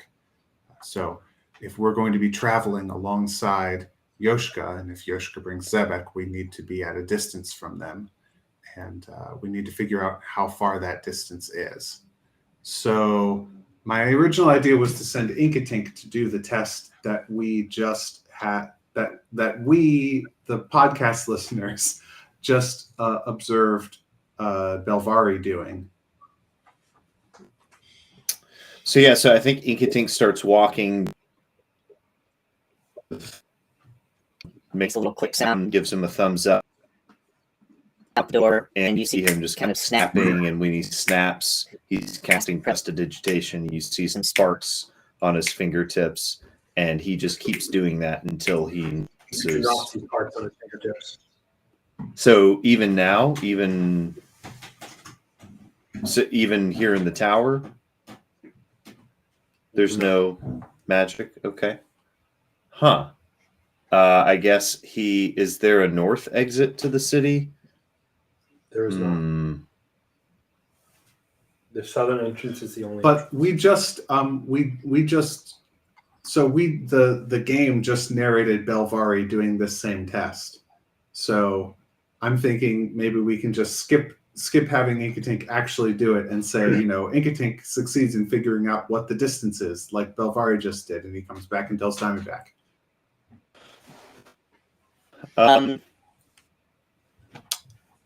It's okay with me if Inkatink, if you want to describe what it is you do, just briefly, and I'll tell you what happened with that. How you would go about this. You could go. He realizes he's going to have to get out of the city. Say what? You could go ask Belvari. Belvari did not tell anybody what he was doing.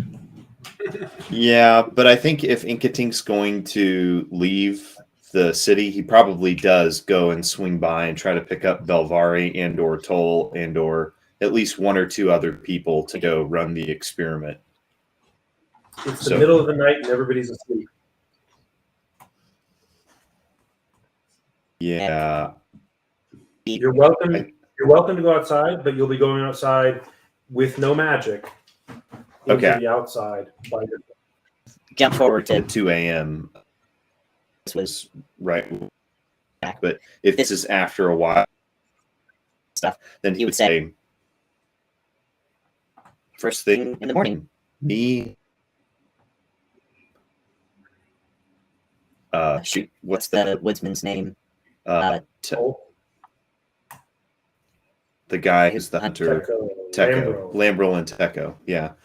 Yeah, and Toll and maybe Lambrel or Teco, he suggests.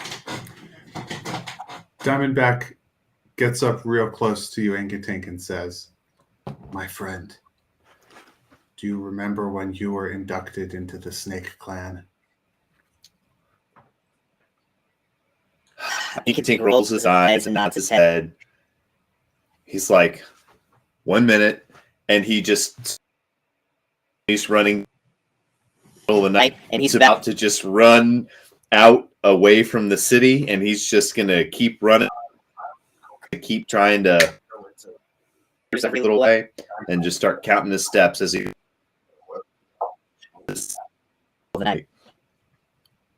Okay. Real quickly, Talid, you could go with Inkatink and with Diamondback, or maybe if Diamondback. What are you doing with Talid right now? Diamondback, I mean, Matthew was imagining that Talid would have brought that head that he's so interested in, but I think maybe he didn't bring it. Did you bring it? You can retcon. I don't care. Yes, I did bring it. He's got the head. Okay. So y'all are going to set that head? Yeah, and Diamondback says to Talid, whatever happens. Yep. now you had some, shall we say, necromantic business you wanted to talk to me about. Oh, yes. He's going to pull out 2 heads, actually, I think. One of them is the one that he showed you earlier, which I'm guessing is slightly rotted now, but it's the head of the actual person. The purplish human. And the other one is like this really old, decrepit looking thing. I think it's like the same basic kind of thing. And Talid says, okay, so this one, he says, pointing to the fleshy, purpley one, this one was some sort of like religious, cultist, evil person. No offense. And this one, he says, pointing to the more decrepit one, is like whoever was on a throne in like a chapel, maybe. Can we retcon a bunch of this? The second one is fully desiccated, old, and not like super strong, but it's a skull. It's got big, solid. I think we need to retcon a bunch of this, actually. Inkatink and Diamondback and Talid are going to take these heads, and we're all going to head out of the city at a sedate pace with torches. Yes, we're going to head out of the city at a sedate pace with torches. Instead of Inkatink running off on his own, we're all going to go, and Inkatink's going to cast his prestidigitation until it starts to work. And then, once magic is working, then we're going to have this conversation about the heads. That sounds great. Well, let's do that. You head south from the city. You find yourself at the wall. The guy at the city gate. The guy who's out there, who's at the gate, says, "Oh, good morning or good night, sirs. Are you leaving too?"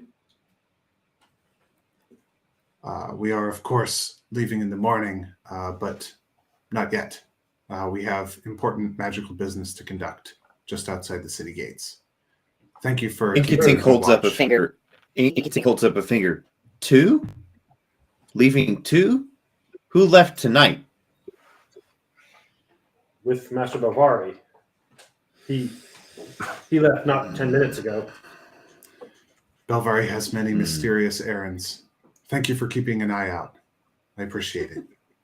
Yes, sirs. And he opens the door, lets y'all out, closes it. You hear it latch. Normal stuff.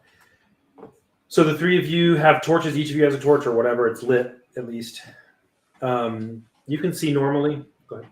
I was gonna. Never mind. Don't. If we can see normally, that means the mist must be here. You can see normally with your torch, I mean. But we're used to only seeing a little ways with the torch because there's mist everywhere. But we're not in the mist right now. So we're not seeing normally. We're seeing further than we normally could. You're seeing further than you normally would. That's right. I meant to say you see normally to the listener's perception of normal. Right. Okay. Not the character. Inkatink, you're doing a kind of West Side Story sort of snap as you go kind of thing. And Indeed. your goal is to make some kind of small magical effect. Yes. Okay. You travel just in the direction that the gate leads, which is basically south of the city. You just keep traveling south. Yeah. Okay. Yeah, you go and you have traveled. It's been 10 minutes and then 20 and 30. So far, no effect. Do you want to keep going? Or? We've traveled 30 minutes south, and Yeah. magic still doesn't work. So far,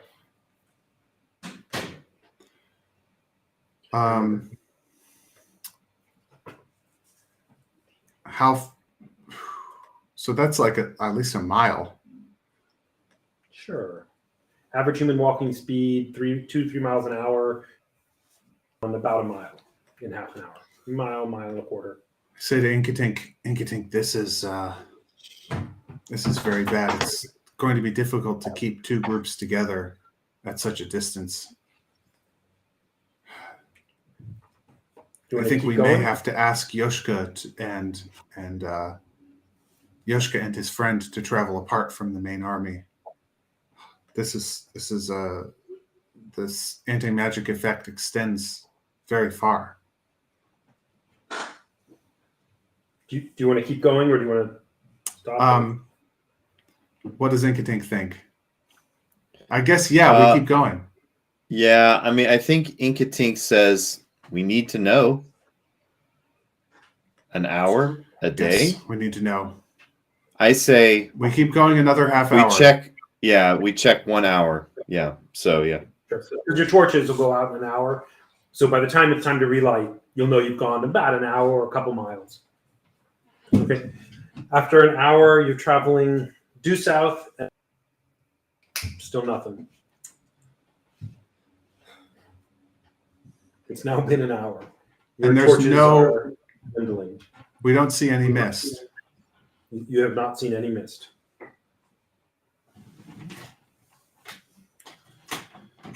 Has he destroyed the whole world?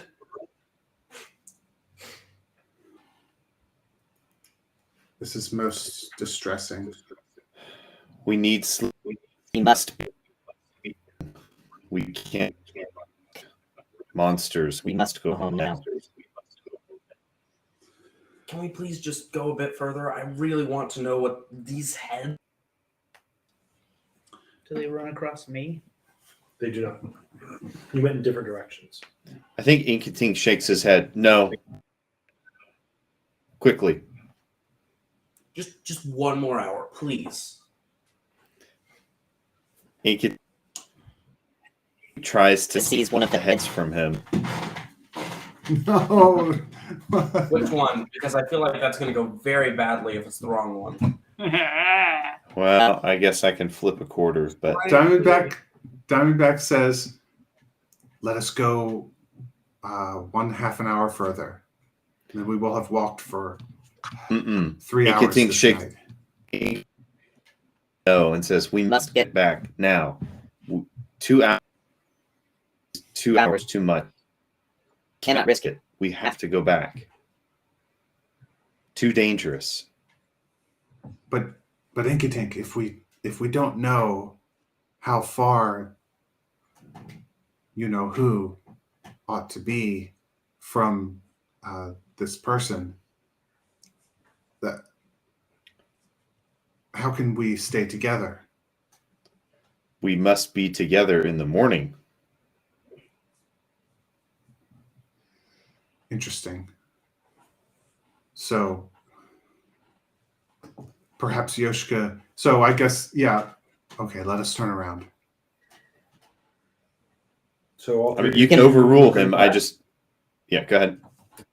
Doesn't matter to me. As we're walking back,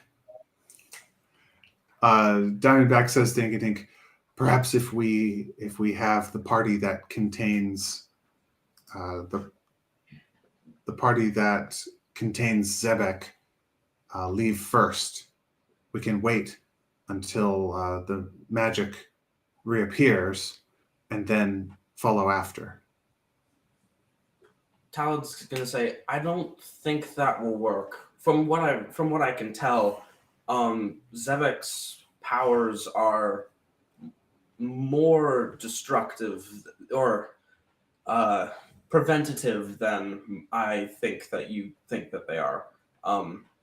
When we left Zebek's land, the mist it swirled around us, but the mist in his land did not fade. So either he's not the source of his power, or his power is has lasting effects on magic. When you say, sorry, just to clarify, when you say the mist in his land did not fade, What I mean is that in his land there wasn't any mist, and then off from the center of his land there was mist at the sides. So what I'm saying is that like he made like some sort of aura there by being there for long enough, and that now that he's traveling with us, he still is making just lesser and more less condensed. Mhm. Yeah, You think that Like if a we follow, trail of a scale, you're saying. exactly. and It may be did you arrive? travel in front. And did you arrive from the south? We I'm just gonna, just because y'all wouldn't know this necessarily, but so here's our city. They arrived from this direction and then went south around here.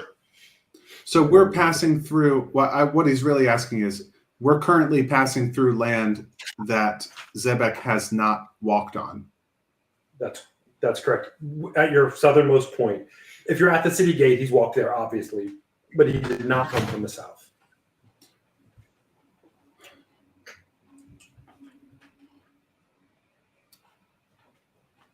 Came from kind of the west-northwest.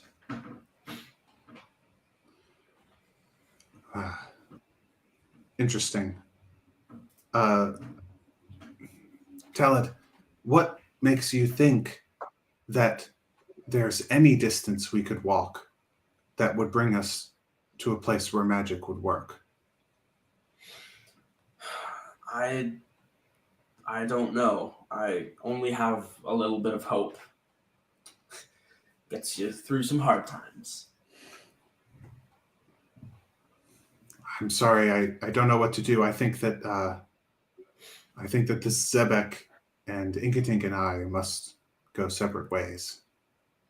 And the Snake Clan doesn't seem compatible with this Zebek. Fair enough.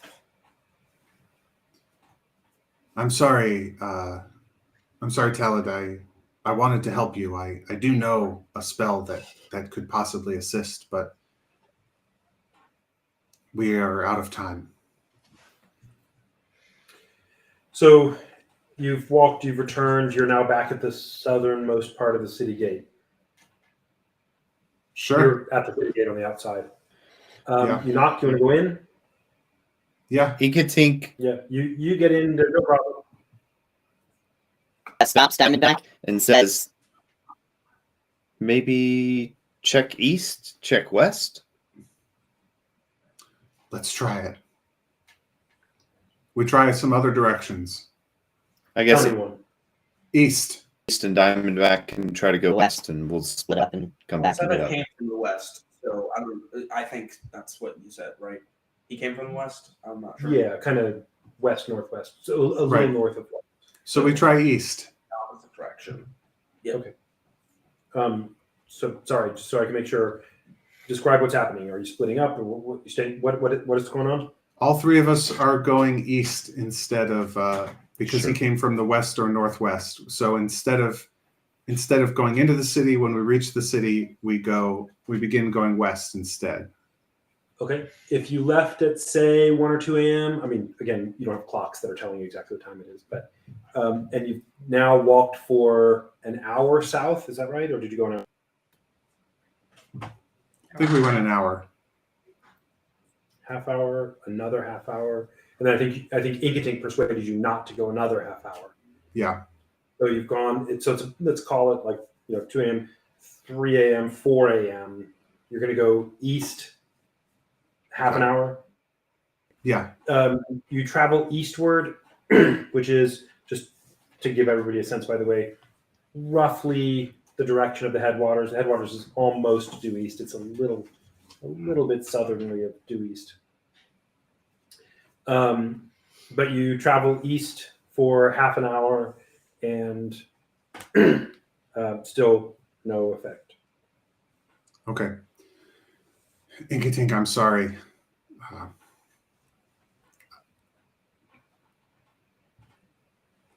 I don't know how. We have to find a place. She is not comfortable within this anti-magic field, and it seems to extend a vast distance from him. What do we do?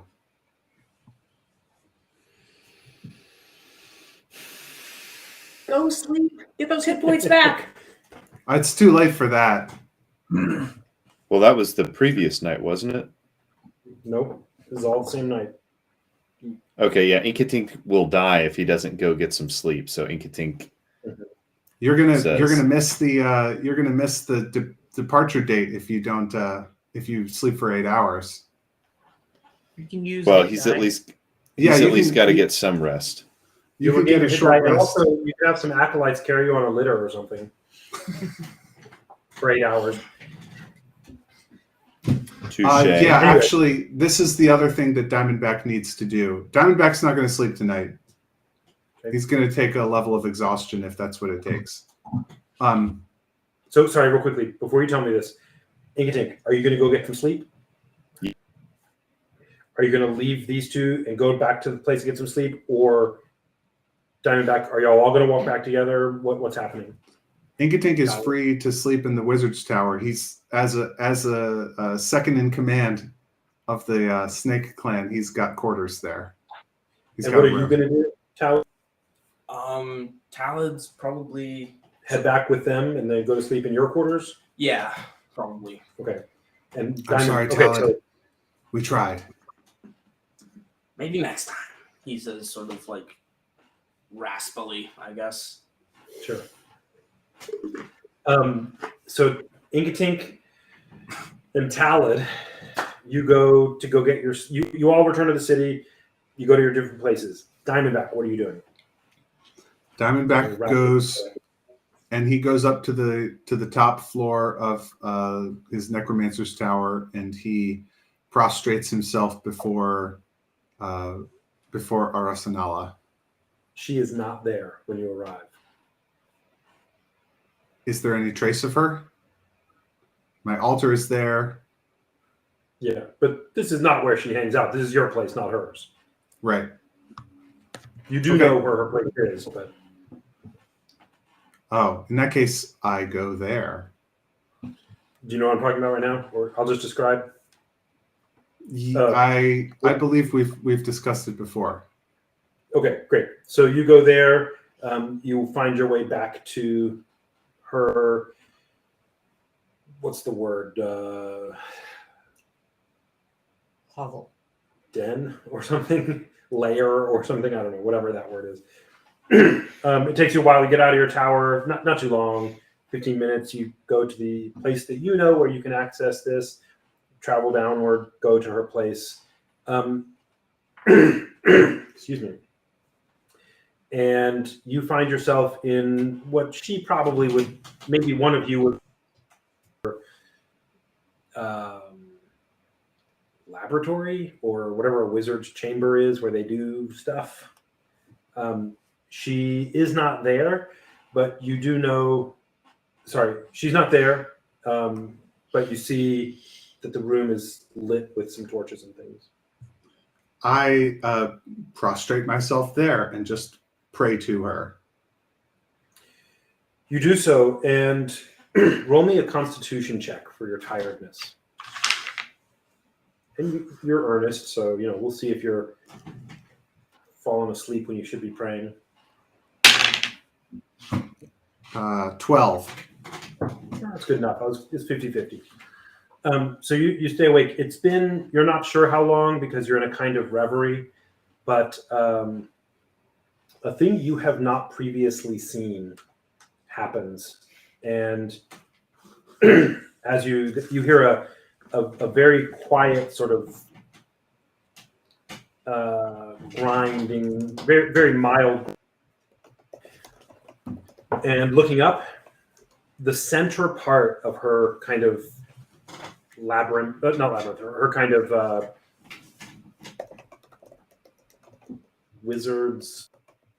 what do you call the place where they would be? His main study, whatever that is, right? The center part of that is this big black, it's all black stone, everything's black stone here, but it's a big cylinder in the center that's like basically a,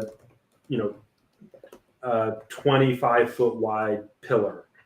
But a portion of that slides open and you hear a kind of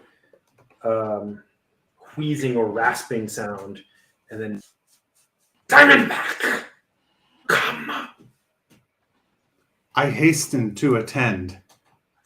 What you find is a lit room inside this pillar. This pillar is clearly, you have not seen this before, right? You thought it was a pillar about 25 feet wide. So it's a really wide pillar. Making a kind of torus around this is her place with little stations of occult sorts of things. But this thing, the way it slides open is reminiscent of the houses above, the doorways that slide. And she beckons you in and says, "It works." You come into her chamber there and see it's a very small, sparsely decorated, a sparsely appointed chamber that has only a table, a place, like basically areas, her phylactery, and a few things like books. This is the first time you've seen her phylactery since you've last seen her. I say, "Excellent, my lady. What is it that works?" The magic. "But my lady, I searched all night for a place where the magic would work." Behold. And she casts a spell in front of you, but nothing happens. Why does it not work now? Moments ago, it worked. "My lady, I too have been puzzling over this in my mind." And then Diamondback and Arasanala put their heads together and try to figure out what's going on. Who's giving who the help action here? Diamondback is giving Arasanala the help action for some kind of probably. Oh well, does she might not even have +6 to investigation. Let's have you investigate, being the PC that you are. Okay.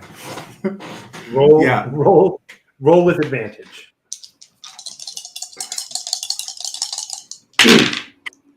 That is an 18. She says, "I do not know why it does not work. Moments ago, before I brought you in, I was casting whatever spell I like."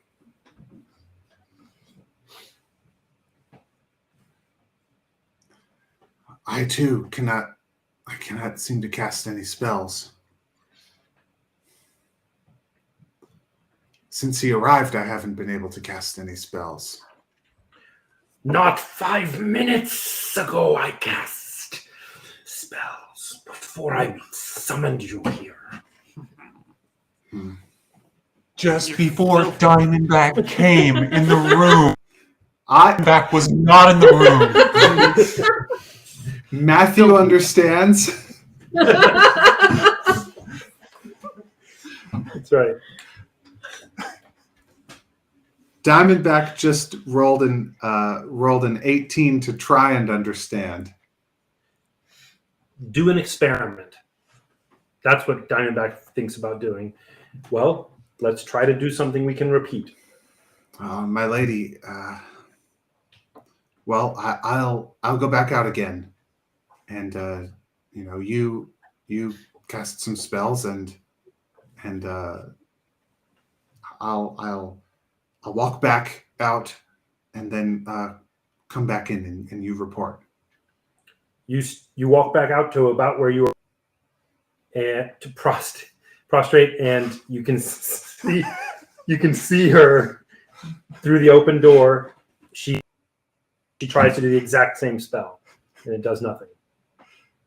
And I intend to go out all the way out of her quarters and back to like the surface. You were there 5 minutes ago. You've been praying for half an hour. You were there 5 minutes ago when it was working. Okay, so it's not my immediate presence that is doing it. Right. Well, he Matthew doesn't have any ideas past that. I will give you a little assistance here, just a little bit, but you did not exactly replicate the circumstances. Diamondback prostrates himself. She tries again, and there's no magic that happens. The door. Diamondback goes up to her inner chamber and shuts the door. You push hard, and it's a slow-moving door, as all this black stone, and it slides in seamlessly. You can't even find it once you've closed it. And then I go back out. And Are then you I outside come or inside when you close it? outside? Okay. A few minutes pass. She opens the door. The magic, it works! And tries to cast again, and it doesn't. My lady, perhaps when you're in an enclosed space. Interesting. So is there another door between where we are now and the outside that's currently open that I could shut? Like far, far away there from you, there is like winding its way, that path. Right. And But did not I nearby. did And I you leave did it close open it or down. shut? It was already, you closed it as you came in. It's a secret passage. Okay, so we are in an enclosed area. Well, actually, does Diamondback think that we're in an enclosed area away? Yeah. Is there a path of open air between where Diamondback presently is and where Zebek is?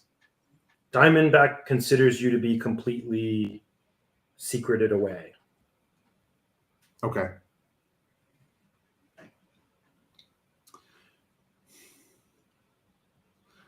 My lady, when you were in your room and the magic was working, did you have any light? Yes, it is as it is with the torches. No, I can't figure it out. Sorry. That's okay. She was just going to say anyway, come in. I go To in. her chamber. Yeah, and she closes the door as you did before. The door pulls slowly. It takes 20, 30 seconds and seals, just same as before. The interior looks exactly... On the interior, it looks the same way. Once that door closes, it's seamless. It's like a really solid one, just like the doors above Right. in the rest of the city. The doors to houses and things, right? And she holds her breath for a moment and then casts a spell, and it works. I try to cast a spell. Which spell? A simple gust cantrip, creating a harmless puff of air. The air in the room swirls, and the pages on her books flit. Ha ha ha ha! The magic! The magic has returned! My lady, what is it? What's the trick? Why is it working now and it wasn't working a moment ago? I do not know, but perhaps the door, the chamber Door. is sealed. But sealed from what? Back and see it just doesn't work. That would have been awesome. Been horrible for him, but awesome. What'd you say, Matt? But sealed from what? The chamber outside of this is also sealed away from Zebek. She has no answer. But she knows that in here, it was you just both each able to do it in the exact way you expected, just like normal. Everything's fine. Okay. With one conspicuous difference. I think it's conspicuous. Actually, you know what? Roll me an active perception check. Investigation check. With advantage, y'all are both trying really hard to figure this out. I'm going to give you a DC 16. That is going to be 17 plus 6 is 23. There's no mist in the chamber. There would be. Interesting. My lady. Like normally there's mist everywhere all the time. My lady, this is a place where that's not obvious at all, by the way. But y'all have just been looking for mist, and sure, you're thinking of it as magic and whatever. My lady, there would be with the door open, there would be mist here, and with the door closed, there would not be mist. I think that if you we open are the door. Sure, she opens the door. No mist still, and the magic. And yet, magic doesn't work. Yeah, and she closed. No mist. Magic worked. When the door was open, no mist. Magic didn't work. My lady, can we construct any kind of first, my lady? It's a delicate matter, but one that I believe may be most important. And I get down on both knees, not fully belly on the ground, but down on both knees. And I say to her, does the lack of magic hurt you? Is it dangerous for your health? Not of itself, but I have whole life pouring all into my magic. It is all I have. I understand. Can we experiment briefly with, for instance, getting, if she's got a bed, then outside of the room with the door open, can we create some kind of tent and see if magic will work inside of a closed tent? I'll let you do that. I'll say it quickly so we can end for the evening. But you are able to make it with her, sheet or whatever. And no, the magic does not work.